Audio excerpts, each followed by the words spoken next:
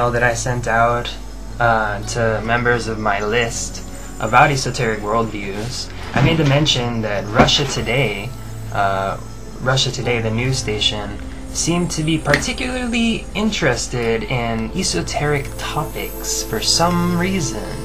And so here is a news report from Russia Today which confirms my suspicions, rather just my observations.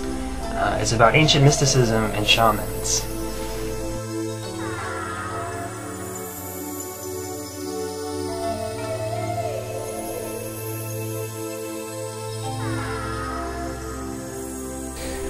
Shamans are seen as the mystical messengers between people and the spirits.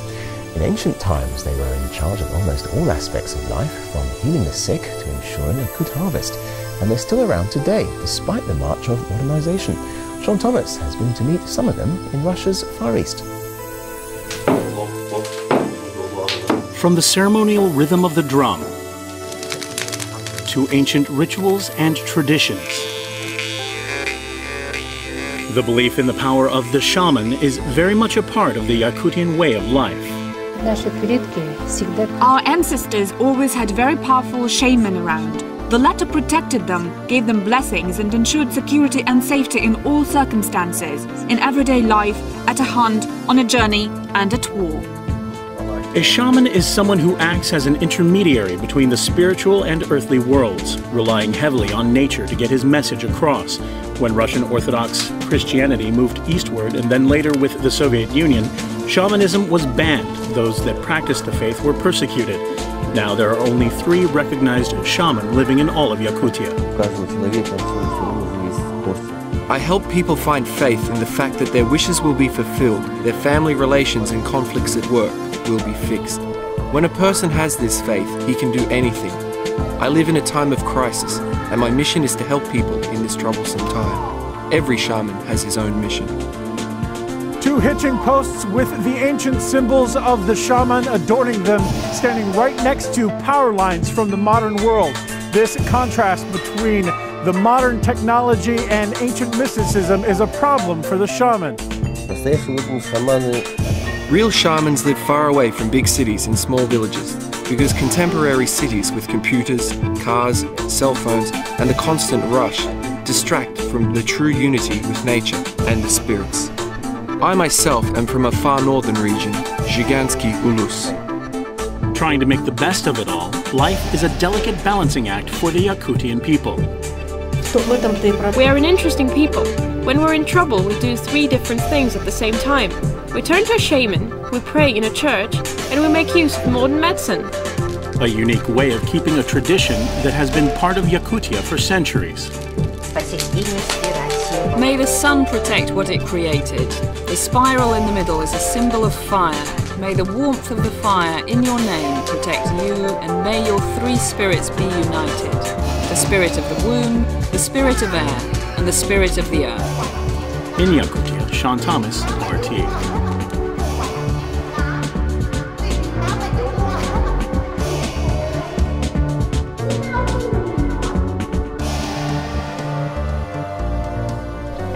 I find it very interesting that Russia today is focusing on stuff like this. They focus on a lot of supernatural issues. You know, in ancient times, that area, which is now just complete Siberian wasteland, used to be the center of a huge empire. It was actually the origins of the Caucasoid peoples. There's a huge empire in the Gobi Desert stretching all the way from Korea to Ireland to India. And this is the great, original Great Vedic Empire, you know, which had contact with the demigods and the star people, all kinds of aliens. And they were living in a high level of spirituality and understanding and energy. The whole school was just one big esoteric learning center.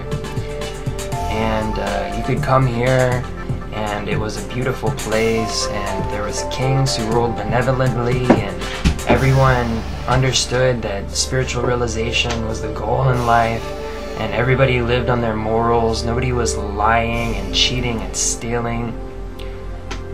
That is the type of culture that comes to us from these ancient traditions, like shamanism in the Siberian wilderness, or like, you know, Hinduism in India, the subcontinent of India, or, you know, to a lesser extent, you know, other religions like Taoism and Judaism, but not as much. Those have been corrupted. The ones which remained true were the ones which were located along that original Vedic empire, which was centered around India and the Gobi Desert.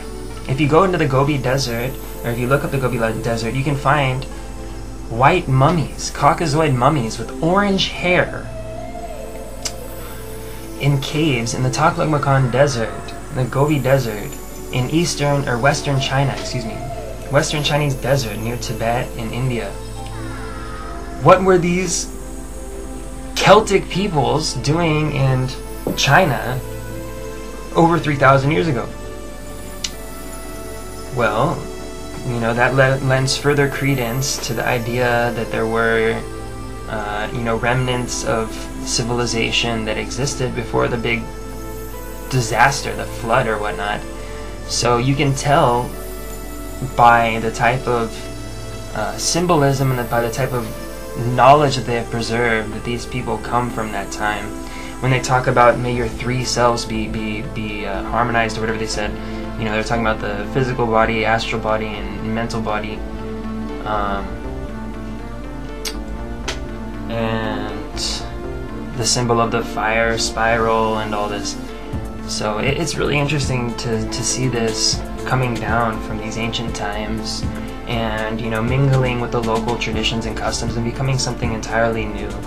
It's really cool, but, you know, a lot of the real powers of the shamans have been lost, probably all of them, and the real esoteric knowledge has been lost.